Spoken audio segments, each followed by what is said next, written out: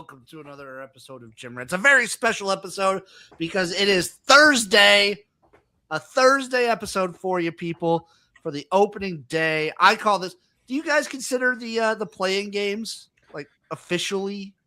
They're their own thing. It's their own thing. They have a bearing on the tournament? Yes, but they're their own thing. They're their own thing. I'm XFL Jim, of course, obviously joined by Chase Systems, a.k.a. the Wolf of Oaklawn, and the man, the myth, the legend below us on screen, but above us in our hearts and minds. Not dead, just special. It's Erik, a.k.a. Uncle Rico. What's up, boys? What a weekend. What a time to be alive. I live. Sure. I know everyone knows I'm football through and through and through. This is still, I think this might be like my favorite weekend in sports. Can we talk about something football related so briefly? Very brief, yes. Always. Gucci Mane is performing at halftime of the Birmingham Stallions home opener. That is sick. How amazing. How amazing is that? That's so fucking sick. Me and Erik probably talked about that last night on Spring Fever. Go tune in. Live. Yeah. Well, live-ish, not anymore when you're listening to this. Yeah, live. Yeah. Boys, we have a jam-packed slate this Thursday. I'm assuming Erik has a bunch of picks, or was he selective? You have to stay tuned. No. Oh, sorry. So, also, I want to go on a tangent right here. We're talking about college. College football was brought up. Did you guys see that as of right now, Louisiana Tech has games scheduled in both the Sun Belt and Conference USA? Yeah, it was like what? Was it a 20-game regular season? Yeah, right now they're supposed to play 20 games. I hope they do it. And if I'm Louisiana Tech, I just say fuck it, let's roll. Yeah. Aren't some of the games on the same day? Just play almost all of them. That's like that BS BS High, the Bishop Sycamore that had to play like 2 games in 2 days after they got stomped by IMG Academy. You know what? I hope they do it, and I hope they play it like Maction where they just go crazy. Boys, any overarching things you want to discuss that we didn't hit last Sunday talking about the tournament before we fully get into these games? You guys are going to be pissed off with my bets. That's all. We're going to be pissed off with Erik's bets. Yeah. But will the people like I feel like when we were going through the bracket now, I feel like when I've made my own bracket, I might have been forcing some things because as I get in there and start looking at these games more intently when I'm talking about what wagers I'm going to make versus an actual bracket, it's I see there could be a lot of chalk. There could be a lot of chalk. I also feel like there's going to be a lot of chalk, but there's been chalk. Everyone wants to pick these teams. When was the last time a non-1 seed didn't at least make the natty? Ooh, jeez, I don't know off the top of my head. I know, right? I think I saw a stat where it was over the past however many years, it's been 1 seeds or UConn who win. I'm good. There was one year where UConn wasn't a 1 seed. It's insane. It's going to be chalky, but who knows? There's probably upsets brewing that we haven't even thought about yet that no one sees coming. And that's what this first round's for. Sprinkle in a couple upsets. Oh. 2023. It was 2023. It was number 5 San Diego State against number 4 UConn. Yeah, I was going to say, the stat I saw was over the past how many years, it was number 1 or UConn. Okay, let me see if I can find without UConn. Keep going, though. Okay. Erik, any upsets you see brewing just overarching, or do you just want to get right into picks? I mean, upsets, I have... Or do you just see it being very chalky, like last year? I mean, I have some early upsets. I have one team... in the Sweet 16 that is higher than a 4. That sounds pretty chalky. No, 2. That still sounds pretty chalky. Maybe 3. 3, sorry. Oh, there we go. Sorry. So to an extent, chalkiness doesn't really bother me just because it means excitement in the Sweet 16 rounds. Yeah. Because last year, the Elite 8 and Final 4 were incredible. Man, Those Sweet 16 games where you have a Cinderella just absolutely playing for their life, though, are usually pretty good. Those are awesome. All right, boys, are you ready to get into these? Let's go. Let's do it. Starting us off, these are going to be all Central Time, by the way, just so people know. 11:15 tip-off, TCU versus Ohio State. The Buckeyes are 2.5-point favorites here. The total, 145.5 plus 120 on the money line for the Horned Frogs. Not actually a frog, by the way. It's a lizard. Really? It's a lizard. Just a lizard? Yep. Not an amphibian? Nope. And it shoots blood out of its eyes. So it's more like a toad then. Kind of, yeah. Okay. Anyone got anything for Ohio State TCU? Chase, you go, and then Erik, we'll dip to you. Give me Ohio State minus the 2.5. I think that TCU might be one of the worst shooting teams in the field, and you have Ohio State who makes a lot of high percentage 2-point shots. I think that Ohio State has the kind of game and shooting ability to just kind of slow cook TCU here. So I'm taking Ohio State minus the 2.5. What about you, Uncle Rico? I am on the other side. I am taking TCU here plus the 2.5. I really think it's a tough matchup for Thor, and I really don't trust the roster of Ohio State. Ohio State is shooting 40% from deep. I think they're due from regression. One thing that I did is I took what the team is shooting and what the other team is shooting, and then I kind of look at the difference to kind of see like where every team is. There's 6.1. That's regression in my eyes. TCU has punched up all season. They played Houston tough.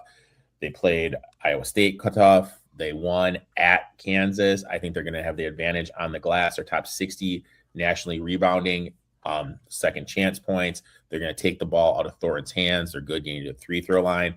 This year, they're 8-3 as a dog, top 25 defensive team. I really feel like this team would have been seated higher if it wasn't for that first game loss to New Orleans. 5-0 ATS this season on neutral courts. I think they have the coaching advantage. So I took TCU here plus 2.5. This is one that I thought about a lot. I was going to leaning towards TCU. I ended up staying away because I like the momentum that Ohio State's playing with right now.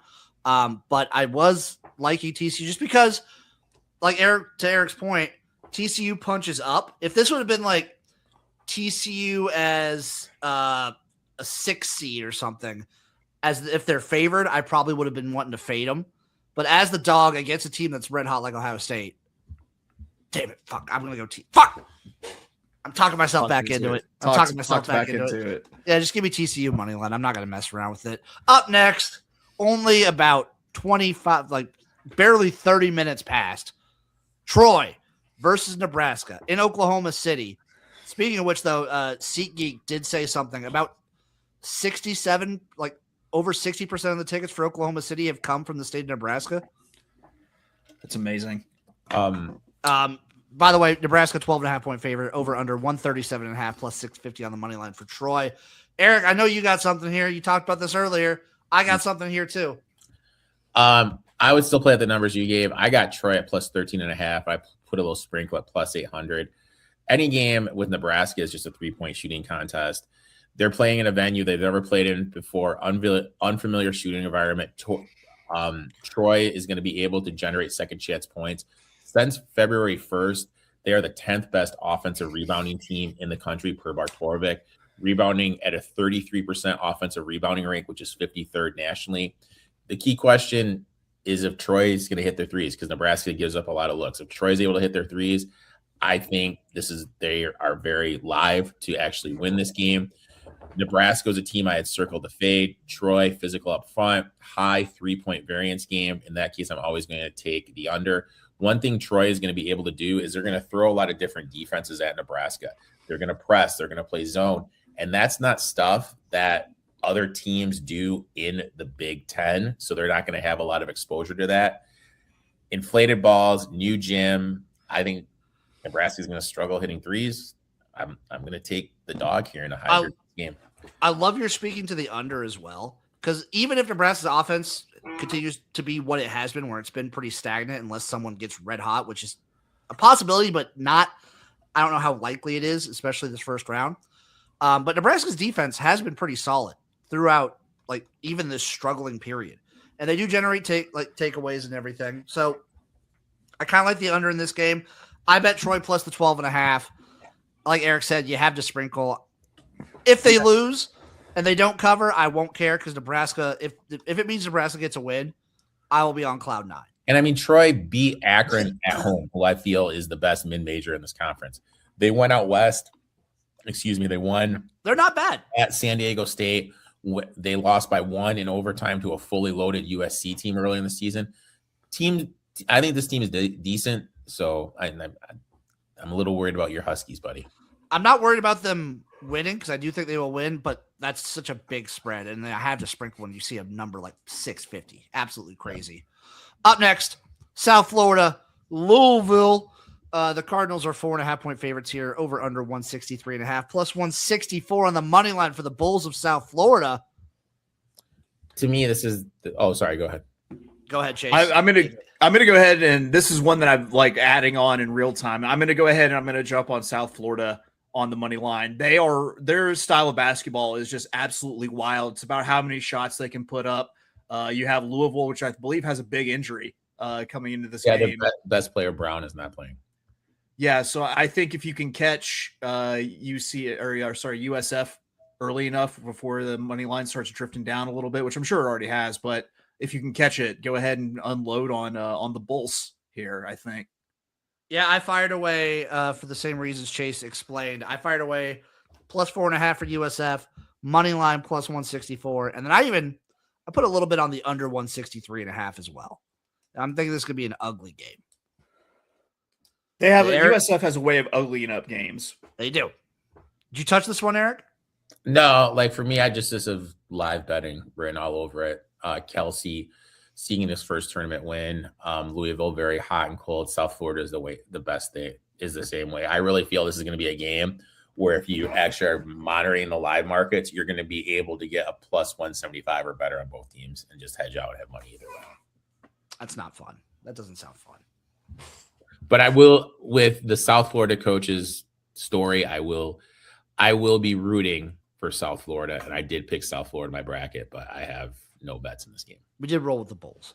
High Point, Wisconsin, 12:50 p.m.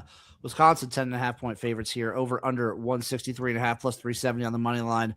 I chickened out because I remember on our bracket reveal, I did say I was going to be betting High Point. They're one of the best covering teams in the country. I chickened out and I'm not touching this game. Chase, what are you doing? I'm taking the covered wagon that is High Point here, and I'm going to take them with the points, and then also I'm going to go ahead and sprinkle. I made my own personal bracket. I decided to fuck around and put High Point into the next round, and so if I have that much confidence to do that, I might as well go ahead and do a little sprink there on the money line. So yeah, High Point at the points. Was it 10.5 right now? 12.5? 10.5 currently. Yeah, give me a High Point to cover. That's what they've done all season is cover games. Did you fuck this one, Erik? Nah, for me, I just couldn't. I just don't know what to do here. Maybe like I always kind of do like a race to 10 fun round robin parlay the day of. Maybe I'll put High Point in that. The thing that really stood out to me is they haven't faced a top 100 opponent. They like to run. Wisconsin's elite, stopping the fast break. That's why they're able to handle my boys at Michigan State. High Point likes to get to the line. Wisconsin doesn't foul much. Winter is expected to play for Wisconsin. Helps boost the rim. And in terms of like travel, who is this going to benefit? High Point's been basically off for 2 weeks, a week and a half. Are they going to come out rusty? Wisconsin played 3 games in 3 days, finished Saturday. Now they're traveling to Portland. Early start. Jim's probably going to be dead. What is that going to look like? You know what I mean? There's just too many variables in this game. So I just kind of set it out. I respect that. I could definitely see a live betting opportunity too in the first half. If Wisconsin gets out to a nice, decent lead, I could see High Point clutching their way back in. High Point could get out 16-2. Yeah. You know what I mean? Like they could be out like boom like that, and then you could go the opposite way. To me, I think this is another one of those live betting games if you have the opportunity to be in front of a book and investing.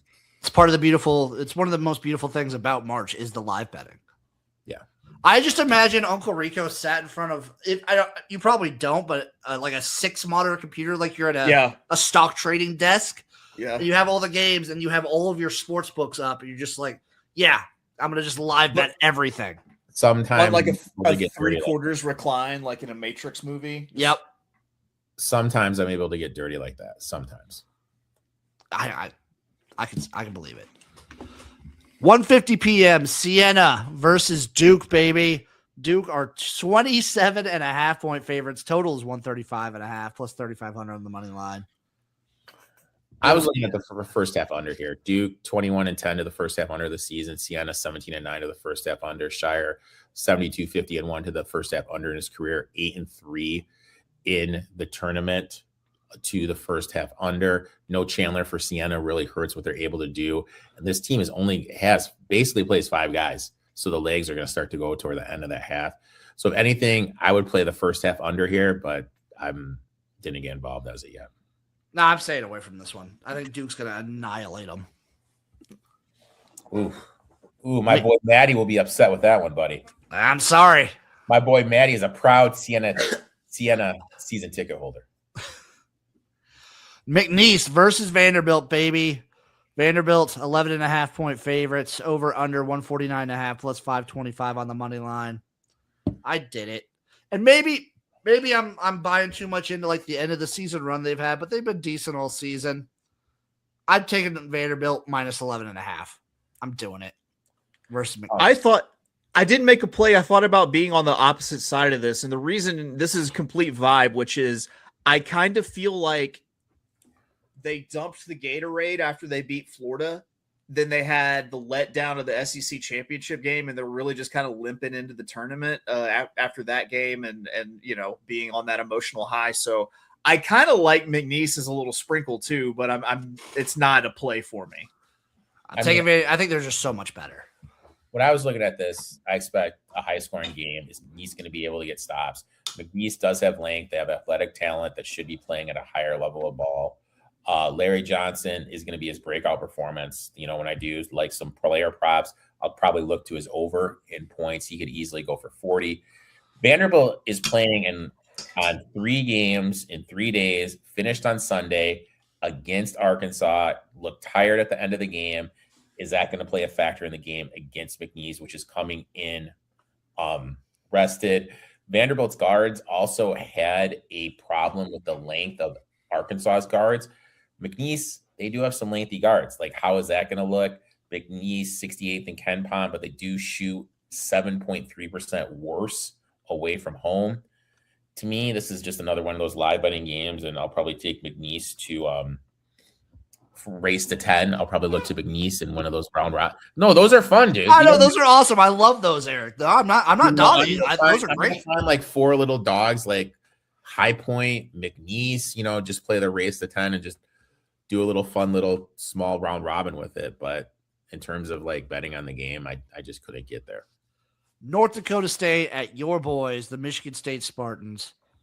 Michigan State 16.5 point favorites here. Totals 143.5 plus 1,000 on the money line for the Bison.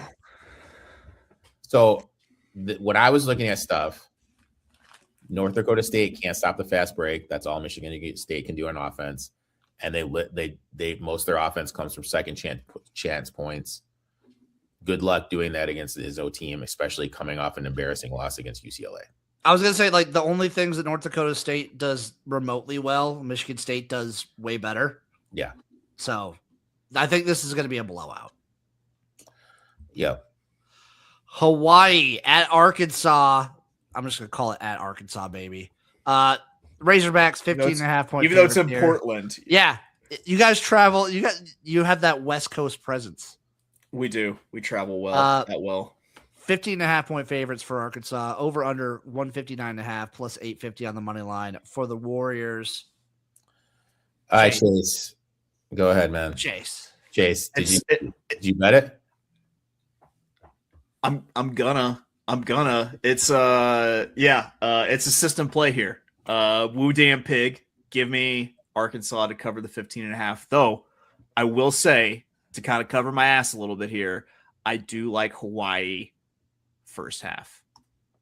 Eric, did you bet this one? I took Hawaii plus 15.5 and plus 900 on the money line. Arkansas is that team that can beat anyone or lose anyone. Someone during our live stream on Sunday made the comparison to the Auburn team that lost to Yale. And the more I looked into it, the more I kind of saw that they only play 7 men. You played 3 games in 3 days. You finished by winning a championship. Now you have to travel cross country over 2,000 miles to Portland, when Hawaii had their tournament in Las Vegas, is traveling from Las Vegas to Hawaii. Now, I mentioned the 3-point delta, the 3-point variance of the teams in the tournament. Arkansas has the 3rd highest at 10.6. Hawaii is the lowest. So if there's a game where a team is due for 3-point regression, it is Arkansas. A team that is due for a 3-point positive, it is Hawaii. And especially, like, we call them brick throwers when I played basketball. Arkansas's brick throwers shot 60% against Vanderbilt. Acuff, for as good as he is, and don't get me wrong, he is a great player. He's going to be a hell of an NBA player. Since February 1st, he's shooting 50% on catch and shoot threes. That's a number that's unsustainable. Hawaii is strong interior defense. They can score at the rim. They're pretty good at limiting threes. I think they're going to disrupt Arkansas's perimeter game.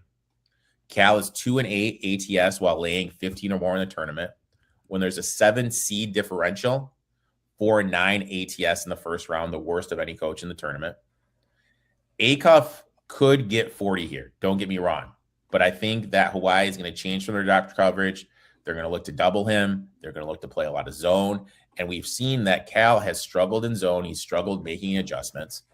If Hawaii doesn't turn the ball over, lets Acuff get his 40 points, and just takes away those other guys, and those other guys have regression, I think we're going to be looking up. It's going to be a very tight game within the under 5 minutes. I'm just taking the +8.5 first half for Hawaii. Hawaii will be in my first to 10 round robin too. I bet they will. Hold on. I feel like I just need to sit here like this. No, he did preface like this whole show saying we'd be mad at him. We were going to be mad. Yeah, it's fair. It's fair. But also, like, it sucks that you guys are playing Hawaii because I love Hawaii. So yeah, I know. I wish they were playing literally almost anybody else. So I got Hawaii. Who else did I say? McNeese. Troy. No. I'm talking my first to 10 round robin. Oh, gotcha. 5-point McNeese. Hawaii. And then maybe Troy. I'm searching for one more dance partner. Maybe you'll see VCU versus North Carolina. UNC are 2.5-point favorites here in this matchup. Total is set at 152.5 plus 124 on the money line for VCU. I took VCU money line. Chase, I assume you did the same. Just explain why. The VCU money line for me, like VCU is such like an eye test team. I love the way that they play, and you have a UNC team that really kind of lacks the panache of other UNC teams. And I don't know, as soon as they announced this bracket, this was the money line that I wanted to jump on more than any other game. I do feel the worry for me is that this is maybe the most public dog. Probably. I wanted to get there with VCU. But then I started diving into the number, and the team in the ACC that plays most like VCU is Virginia. They like the press and everything. When UNC played Virginia, they scored 100 points. They averaged 1.4 points per possession. VCU likes to get to the rim. UNC rarely fouls. So obviously officiating is going to be the key here. VCU funnels everything to the rim. No Wilson. What is that offense going to do? I think VCU has the better guard. So, in my head, I can make an argument for both sides. So I just kind of stood away. Respect it. Howard, Michigan. The Wolverines are 30.5-point favorites over Howard. Total is 151.5, plus 3,500 on the money line. My notes say jack shit. That's literally what I wrote. I almost wrote Michigan down on my sheet, and then I decided no, that'd be dumb. Hey, Florida opened up laying 33.5 to Prairie View too, guys. I'll take Prairie View. Texas, BYU. BYU 2.5-point favorites here, over under 157.5 plus 114 on the money line. Chase, tell me we're lockstep in here. I'm on BYU minus the one. I got a -1.5. I was looking at it. It was -2.5, and it ticked down right as I was looking at it, and then it ticked back up. So I like the -1.5 here. I've personally watched Texas have trouble with dynamic scorers, and I think that's what you have with DeBonsa at BYU. I mean, Texas had to go down to the wire with NC State and Dayton. I think you might be on the right side with a fresh BYU team. Plus, there's a kid on Texas who has what I can only be described as a Minecraft head. It's just a perfect square. It does look very cubish. Very cubish. But yeah, I took BYU in the points here. Yeah, I don't know what it is right now, but immediately once it opened, I took Chase hit the nail on the head. Texas really struggled with dynamic scorers. AJ's point total was 26.5, so I played him over 26.5. Yep, I just rolled BYU minus 2.5. Texas A&M, St. Mary's. St. Mary's are 3.5 point favorites in this matchup. Total is 147.5 plus 136 on the money line for the Aggies. Sorry. Go ahead, Erik. Do you have a pick or you said thoughts? No, I was going to say this is the game I'm looking forward to the most. I have no bet because of the contrast and style. I do have like some random notes if you guys want to hear them. Well, Chase, give us your pick and then we'll get these notes from Erik. I also have a pick in this game. Right. I'm St. Mary's minus 3.5. As nice as Buckyball is, it makes them absolutely terrible on the glass. And if you have one of the best 3-point shooting teams in the country with St. Mary's, who's number 13 in 3-point field goal percentage, if you give them multiple looks in a possession at 3-point, they're going to knock a lot of them down. And I think that St. Mary's is going to shoot A&M into submission here. But I mean, like Uncle Rico kind of alluded to, it's very much like a styles make fights thing here because Buckyball gets kind of USF wild, if you will. If I had to find another a comp for USF, it would easily be Texas A&M. What do you think, Uncle Rico?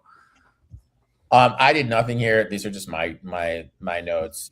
St. Mary's struggled earlier this season against Vanderbilt, which kind of plays in the same thing. They want to slow it down. Texas A&M wants a zoo type game.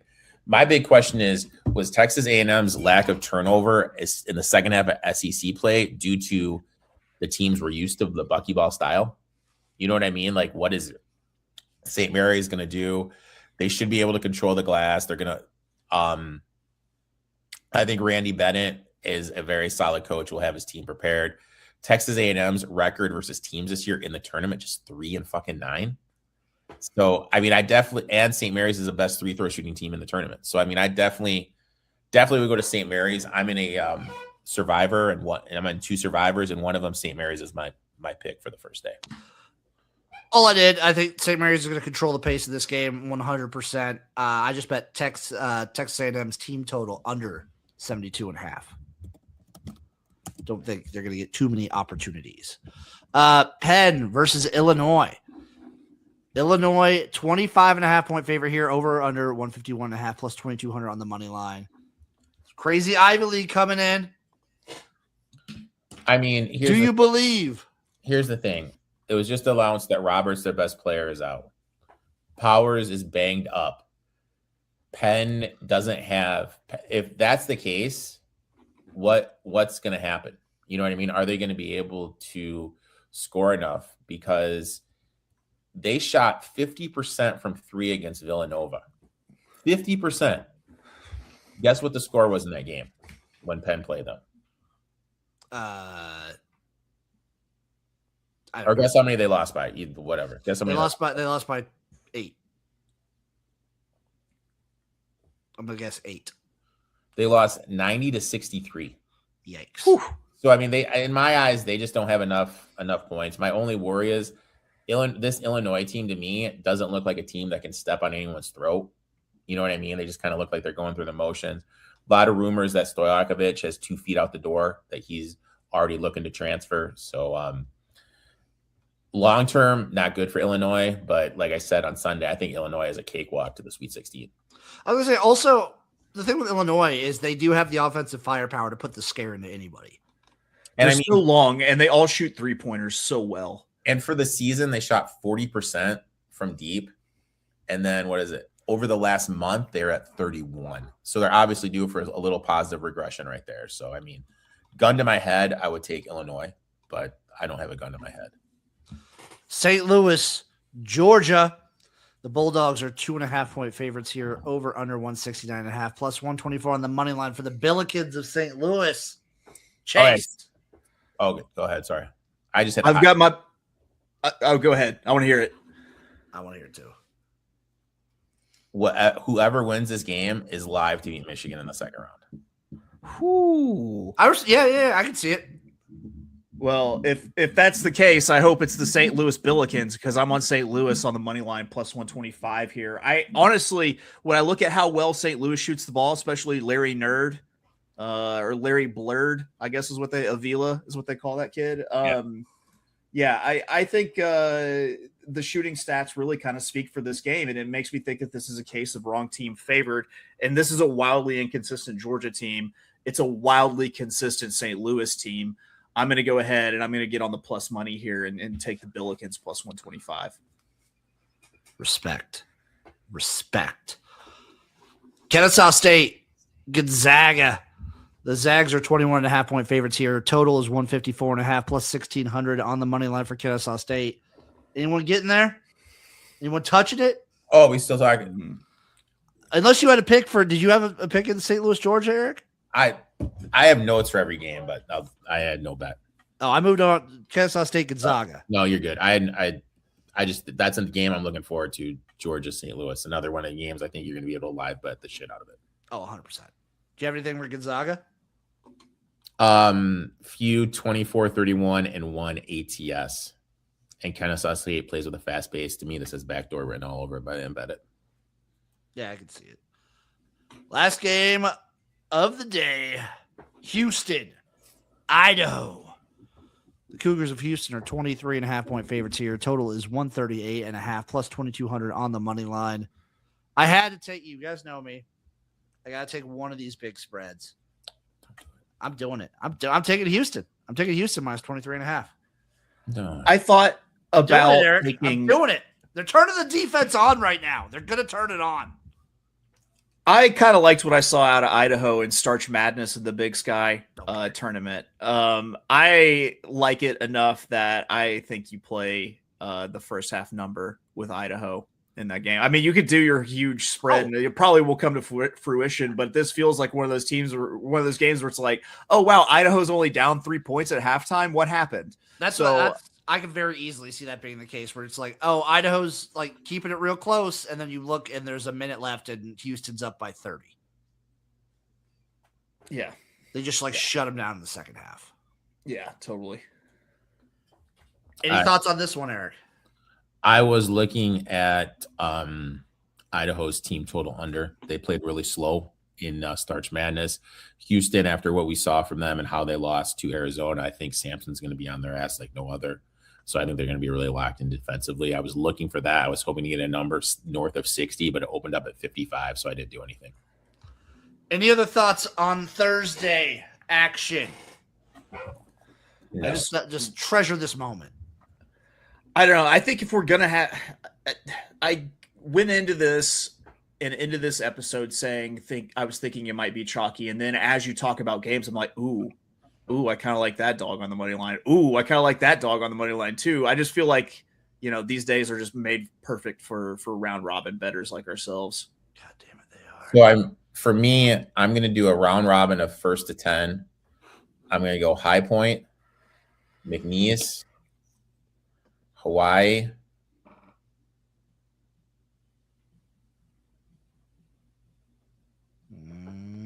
He's thinking. Oh my God. I need one more dancing partner. Fuck it. I'll go Troy. I can see it. That's going to be my 1st to 10 round robin. I locked this in as we were doing the episode here. I'm doing 2-team round robins with 5 games. So if you bet $2, it'll be a $20 total bet. I'm going McNeese State money line, VCU money line, South Florida money line, High Point money line, and St. Louis money line all together. God, I hate everything so much. I hate everything.